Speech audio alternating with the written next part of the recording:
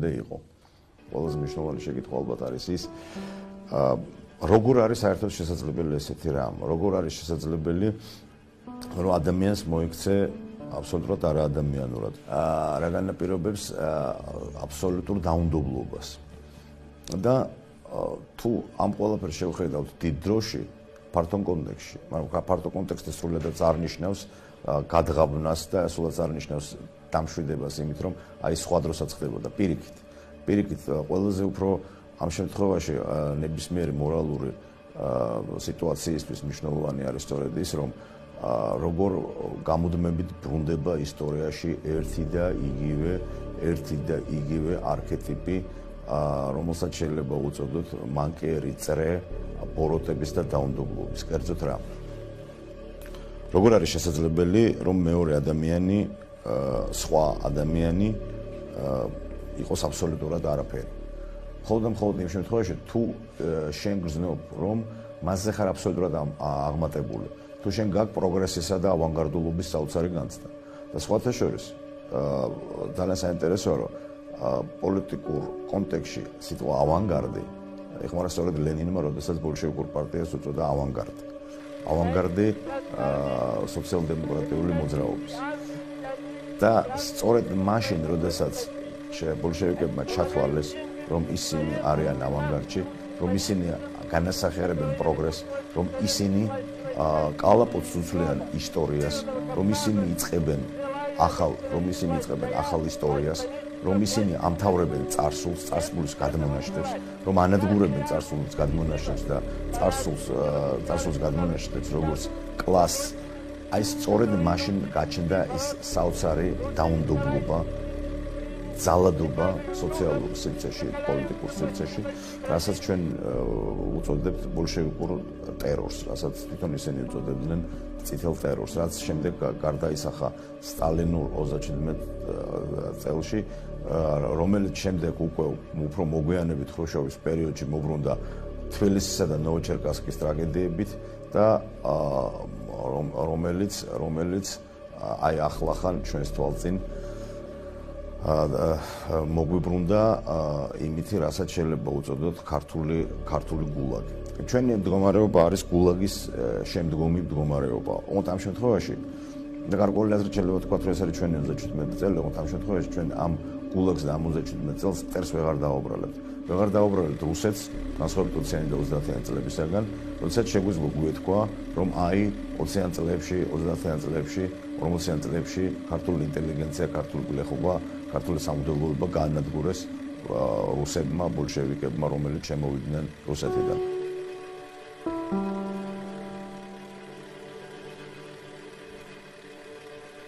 რომ ჩვენ ქართველებს არაფერი წილი არ მიგვიწვის გრიგოლ ფილიმონის და წერეთლის თუ ტიციან ტაბიძის თუ პაულო იაშვილის ტრაგედიებში. არა და სინამდვილეში ესე არ არის. მერაბ მამარდაშვილი მე-20 საუკუნის ერთ-ერთი ყველაზე უფრო მნიშვნელოვანი ფილოსოფოსი აღნიშნავდა, რომ თავის ლექციებში ხშირად ამბობდა, რომ როდესაც მე ვიღვიძებდი ფიზიკურად მოსკოვშიო, მაგრამ გაღვიძების მეტაფორა მისთვის იყო ძალიან მნიშვნელოვანი, იმიტომ რომ მისი საყვარელი მწერლის მარსელ პრუსტის რომანი „დაკარგული დროის ძიებაში“ იწყება სწორედ გაღვიძების სცენით და გაღვიძების სცენა არ არის უბრალოდ მარტო ფიზიკური გაღვიძება, ეს არის სულიერი გამოღვიძება და აი მამარდაშვილი აღნიშნავდა, რომ მე ვიღვიძებდი მოსკოვში, მაგრამ სინამდვილეში ვიღვიძებდი თბილისში, რადგანაც ის უსამართლობა, რომელიც იყო ჩემს გარშემო, ჩვენი ქართველების ხელით იყო გაკეთებული. რადგანაც ევროპული პასუხისმგებლობა ნიშნავს იმას, რომ ჩვენ ვერ დავაბრალებთ გარეშე სამყაროს, გარეშე ადამიანს იმას, რაც ჩვენ მოგდის. ეს არის ჩვენი პასუხისმგებლობა. აქედან გამომდინარე, ჩვენც უნდა ავიღოთ ჩვენი პასუხისმგებლობა, მაგრამ სანამ ავიღებთ ჩვენს პასუხისმგებლობას, უნდა გავიხსენოთ ეს მაგალითები, როგორ ხდება შესაძლებელი, როგორ არის შესაძლებელი, რომ მეორე ადამიანი გაქრეს როგორც მეორე ადამიანი. მხოლოდ იმ შემთხვევაში, თუ მას გავიყვანთ ადამიანის კატეგორიიდან, თუ ჩვენ ვიტყვით, რომ აი მხოლოდ ახალი ადამიანი, როგორც ბოლშევიკები ამბობენ, მხოლოდ ახალი ადამიანი არის ჭეშმარიტი ადამიანი, მხოლოდ აი ის, ვისაც კლასობრივი სწორი კლასობრივი გუმანი და შეგრძნება, ის არის ახალი ადამიანი და ძალიან საინტერესო მომენტი.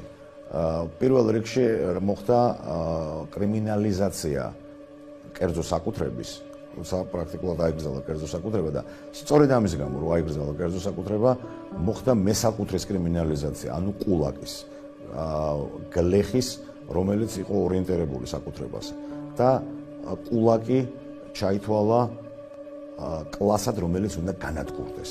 რასაც მოყვა გლეხობის განადგურება, რასაც მოყვა ხელოვნურად ორგანიზებული შიმშილი, რასაც მოყვა გლეხობის გაჟლეტა და გაწყვეტა რუსეთსა და უკრაინაში და უკვე მოგვიანებით, ცოტა მოგვიანებით 30-იან წლებში, აი წარსულის გადმონაშთს ეწოდა იმპერიალიზმის აგენტი და თავისუფლად შეიძლებოდა მომხდარიყო ის, რაც მე-20 საუკუნის ერთ-ერთ უდიდეს ქრისტიან აპოლოგეტსა და უდიდეს მწერალს ალექსანდრ სოლჟენიცინს აღწერილი თავის არქიპელაგ გულაგში, სადაც ის აღვიწერს წამების არაადამიანურ სახეებს, როგორ კეტავენ ადამიანს პატარა კარადაში და იქ არის საათების განმავლობაში, როგორ არაძინებენ ადამიანს დაკითხვაზე მყოფს 8-10 დღის განმავლობაში, როგორ გამიზნულად და სტადისტურად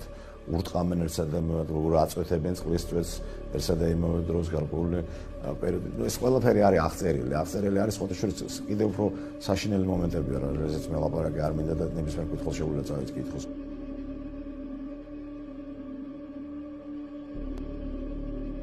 თუ ამავე დიდ დროში მე-20 საუკუნეში შევხედავთ აი ამ მოვლენებს, მაშინ დავინახავთ, რომ ზუსტად ისეთივე რაღაც ხდებოდა 30-იან წლების გერმანიაში და რატომ? იმიტომ რომ როგორც საბჭოთა რუსეთში და საბჭოთა კავშირში შემდეგ ჩაითვალა, რომ აი ეს ბოლშევიკური პარტია არის ავანგარდი და ყველაფერი ის რაც მანამდე იყო არის წარსულის გადმონაშთი, ასევე გერმანიაში ჩაითვალა, უფრო ცოტა სხვანაირად ჩაითვალა, რომ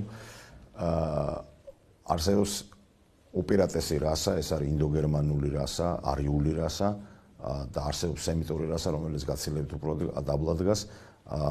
ინდოგერმანული რასის დამსახურება ის ყველაფერი, რაც მოხდა მსოფლიო კულტურის ისტორიაში, სემიტური რასა არის მხოლოდ პარაზიტი და აქედან გამომდინარე, თუ ის პარაზიტია და სხვათა შორის პარაზიტების ერთ-ერთი ნაირსახეობა არის მღრღნელები, რომელზეც ჩვენ გველაპარაკებოდნო, ხო? მაშინ პარაზიტთა კლასი გადის ადამიანური კლასიდან. ის არის სულ სხვა ბიოლოგიური კლასი, თუ შეიძლება ასე ითქვას და მისი განადგურება ისევე შეიძლება როგორც მღრღნელების, როგორც პარაზიტების და ზუსტად ასე ანადგურებდნენ ებრაელებს მესამე რაიხის დროს. როდის არის შესაძლებელი, აქედან გამომდინარე, კიდევ ერთხელ ვსვამთ საკითხს, როდის შეიძლება ადამიანმა ჩაიდინოს აბსოლუტური ბოროტება? როდის არის შესაძლებელი, რომ ადამიანი მეორე ადამიანს მოექცეს, არა უბრალოდ მოკლას, არამედ მოკლას განსაკუთრებული სადიზმით, ღირსების სრული დამცირებით ადამიანის როგორც ასეთის გაქრობით, მხოლოდ ერთ შემთხვევაში, თუ ის არის არ ადამიანი, არამედ არის სხვა არსებობენ ახალი ადამიანები და არსებობენ ძველები, ჩამორჩენილები, ჩასარეცხები თუ ჩარეცხილები, ებრაელები, ბოშები, ჰომოსექსუალები, სლავები, ასევე როგორც მონები და ასე შემდეგ. აი სწორედ როდესაც ჩნდება ეს ცნობიერება აბსოლუტური პროგრესის, რომ შენ გაქვს ჭეშმარიტება, რომ შენ განასახიერებ პროგრესს, რომ შენ აკეთებ ახალ სამყაროს, რომ შენ ხარ ფაქტობრივად ღმერთი და იკავებ ღმერთის ადგილს, აქედან გამომდინარე, შენ ფაქტობრივად შეგიძლია მოექცე განსხვავებულ სხვას, როგორც არა ადამიანისა და ადამიანობის და ადამიანური სფეროს წარმომადგენელს, არამედ როგორც მიღმა მყოფს ადამიანთა კლასიდან და როგორც თავის დროზე ამბობდნენ ბოლშევიკები, СССР და ოკუპანტურ ენაზე, поможем уходящему классу. რაც ნიშნავს რას? გავანადგუროთ კლასი, რომელიც არის განწირული წასასვლელად, რომელიც არის წარსულის გადმონაშთი.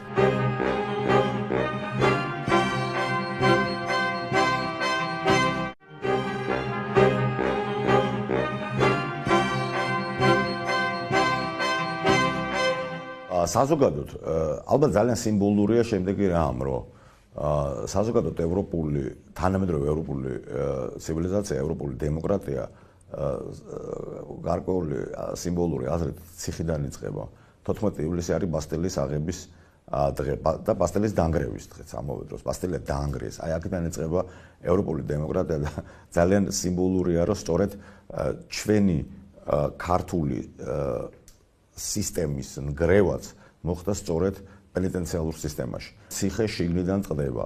ციხე შიგნიდან გატყდა პირდაპირ და გადატანითი მნიშვნელობით, მაგრამ ამავე დროს თუ ლაპარაკობთ ციხეზე არ შეიძლება არ გავიხსენოთ ესეთი სახელი, როგორც არის მე-20 საუკუნის ერთ-ერთი ძალიან საინტერესო ფილოსოფოსის მიშელ ფუკოს სახელი, რომელიც ლაპარაკობდა სწორედ ციხის გენეალოგიაზე, რომ ბასტილია კი დავანგრიეთ, მაგრამ ამავე დროს პარალელურად იწყება ისიც, რასაც შეიძლება დავარქვათ ახალი პრაქტიკები ძალაუფლების, კერძოდ ტოტალიტარული პრაქტიკები, კონტროლის პრაქტიკები.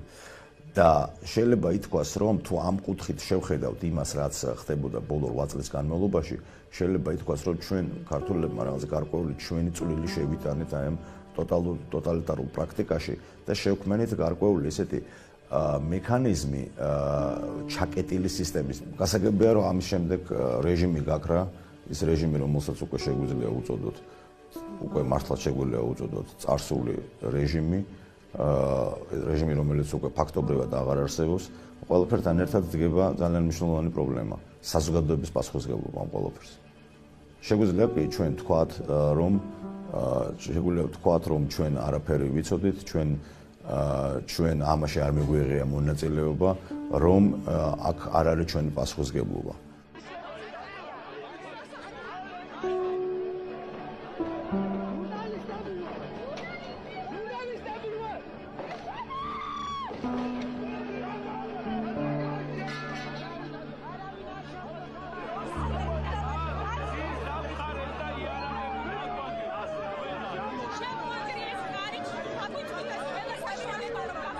ერთმანეთს პატიჟებენ, ახლა რომ ბარში ჩავიდეთ, სასმელები დაულიებენ, კასეტებს ამტრევენ.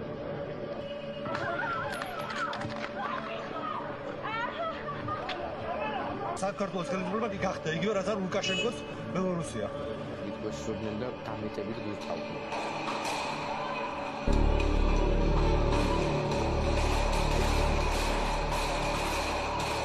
ფესნაზე ასე სასტიკად გაუწოდა ჟურნალისტებს. მიუხედავად იმისა, როდის დავიწყეთ ამ პოლოფრის გაპროტესტება, მიუხედავად იმისა, როდის დავიწყეთ ამაზე ლაპარაკი, თითოეულ ჩვენგანს აქვს გარკვეული პასუხისმგებლობა და არსებობს ასევე პასუხისმგებლობა არა კოლექტიური, იმიტომ რომ ქრისტეს შემდეგ უკვე შეუძლებელია ლაპარაკი კოლექტიურ პასუხისმგებლობაზე და ნაციონალურ პასუხისმგებლობაზე, ლაპარაკი ინდივიდუალურ პასუხისმგებლობაზე. თითოეული ჩვენთაგანის პასუხისმგებლობა არის სწორედ ის ინტეგრალური პასუხისმგებლობა, რომელიც განსაზღვრავს საზოგადოებას. საზოგადოება არის სწორედ ის საჯარო სივრცე, სადაც უნდა იყოს ლაპარაკი ამ პასუხისმგებლობაზე. და თითოეულმა ჩვენგანმა უნდა დაუსვას თავის თავს, გინდა საჯარო, გინდა პრივატულ სივრცეში ეს როგორ არის შესაძლებელი ცხოვრება და ჩვენ ვიცით, რომ ამის შემდეგ გამოჩნდება და უკვე ჩნდება იქნება უამრავი ნარატივი, უამრავი მონაყოლი იმ ტრაგედიების შესახებ, რაც ხდებოდა ამ 8 წლის განმავლობაში, ხო? დედები, რომლებიც ჩუმად იყვნენ წლების განმავლობაში, ძმები, დეები, მამები, დედები, რომლებიც ჩუმად იყვნენ ამდენი ხნის განმავლობაში. უამრავი დახოცილი პატიმარი, გარდაცვლილი პატიმარი, რომელთა ალბათ დიდი ნაწილი არის ძალადობრივად დახოცილი. ეს ყველაფერი მართლაც მაგონებს იმას, როდესაც ჰოლოკოსტის ამ საოცარი სცენების შემდეგ უკვე ლაპარაკობენ გადარჩენილები, რასაც უწოდებენ survivals, აი ჰოლოკოსტში გადარჩენილები, ისინი, ვინც ლაპარაკობენ თავიანთი პერსონალური გამოცდილების შესახებ, რას უყურებდნენ ისინი, რა იყო ეს ყველაფერი. და გაჩნდა ესეთი ძალიან მნიშვნელოვანი ესეთი ტერმინი void in a history. ქართულად ეს ესე ჟღერს, ალბათ, სიცარიელე ისტორიაში, რომ აი ესეთი რაღაცა არ ეკუთვნის ისტორიას, ის არის ამოვარდნილი ისტორიიდან. შეუძლებელია ტრივიალიზაცია და მე ესე ვიტყოდი, შეუძლებელია ბოროტების ტრივიალიზაცია. აქედან გამომდინარე, ჩვენ ვერ მოვახდენთ ვერანაირად ტრივიალიზაციას, ვერც ჩვენი აი ამ საკუთარი გამოცდილების, რაც ახლა უკვე მოგვეცა და დავინახეთ ყველამ, ვერც გულაგის, ვერც ჰოლოკოსტის, ვერც იმის, რაც ხდებოდა კამბოჯაში. როდესაც ასევე ევროპულად განათლებული სორბონა დამთავრებული პოლ პოტი და მისი გარემოცვა და ესენი წლების განმავლობაში სხვა შორის სარგებლობდნენ სწორედ იმით, რომ აი სორბონა აქვს მათ დამთავრებული და დღემდე არ ვიცით, დღემდე არ არის ცნობილი ბოლომდე რამდენი ადამიანი დახოცეს მათ წითელმა ქმერებას 3 მილიონიდან 7 მილიონამდე მერყეობს ასეთი ზუსტი სტატისტიკა არ არსებობს, ხო? მაგრამ ისტორია რაღაც მომენტებში მართლაც ყველაფერს რაც არ უნდა ტრივიალურად ჟღერდეს, მართლაც ყველაფერს არქმევს თავის სახელს, ანუ არ არსებობს არაფერი დაფარული, რაც არ გაცხადდება. ესეც სახარებისეული ჭეშმარიტებაა. თავის დროზე ინდოელები აღნიშნავდნენ და ესეთი შესანიშნავი ფორმულით ტატვამ 100, რომელიც ნიშნავს შემდეგ რაღაცა სანსკრიტზე, ეს ნიშნავს ესეთ რაღაცას. შენ ხარ ის. შენ ხარ ის. და რადგანაც შენ ხარ ის, არაფერი ადამიანური არ ჩვენთვის არის უცხო და არც იმისთვის არის უცხო.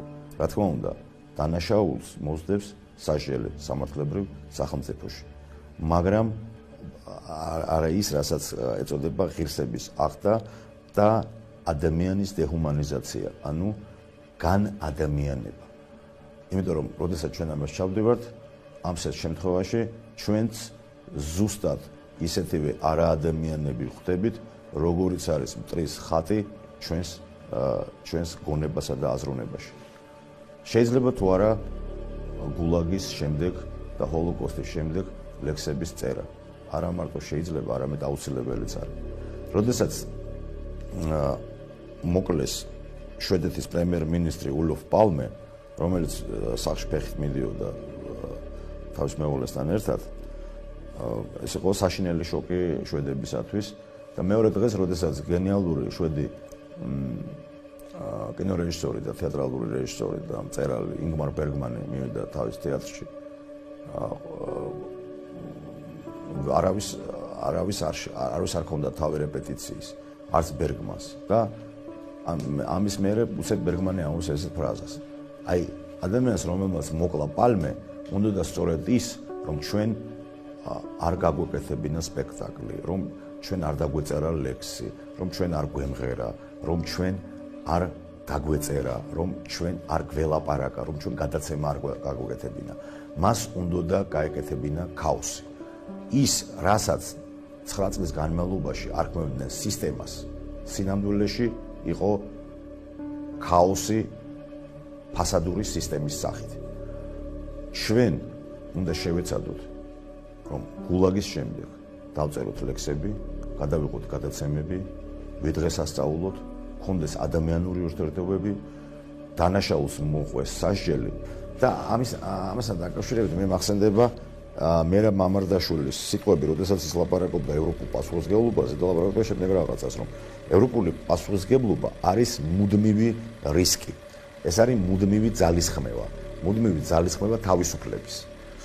მაგრამ საკმარისია, რომ ეს ძალისხმევა არ შედგეს, არ მოხდეს, რომ ჩვენ ჩავვარდებით ბარბაროსობაში. ანუ ფაქტობრივად ევროპული ცივილიზაცია არის კუნძული ბარბაროსობის ოკეანეში. აქ არ იგულისხმება გეოგრაფიული ბარბაროსობა და არ იგულისხმება გეოგრაფიული ევროპა. იგულისხმება ევროპა როგორც ცნობიერების მდგომარეობა და ბარბაროსობა როგორც ჩვენი შინაგანი ბარბაროსობა.